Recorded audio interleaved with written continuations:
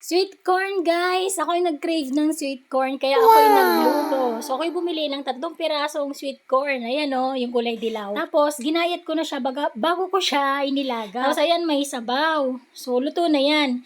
So, yung gagawin ko dyan, kukuha ako ng isang bowl. Ayan o, lilipat ko sa isang bowl. Kukuha ko na sa akin. Ayan, so ilan yan? Sa 2, 3, tapos nilagyan ko siya ng chismis. Ayan o. Ako na naglagay ng cheese. So, tinimplan ko na siya ng cheese.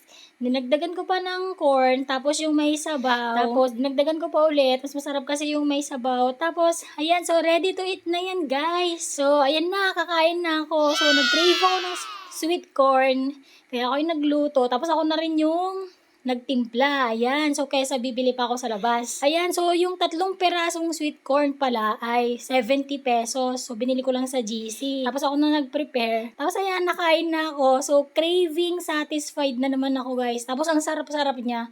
Kasi, yung chismis na cheese is ready na rin. Bibilin mo na lang din yan. Tapos, ibubudbud mo na lang. So, try nyo din yung ganyang luto, guys. So, may timpla na rin siya. Kasi, maalat yung cheese at mag-complement siya dun sa pagka-sweet nung corn. Pasok siya dun sa panlasa ko. So, ayan. Naubos ko yan, guys. Alam nyo ba? So, kain tayo ng sweet corn. So, titingnan ko si Mister kasi ganyan din kadami yung kanya. Kain tayo. Yummy to. Craving satisfied na naman ako.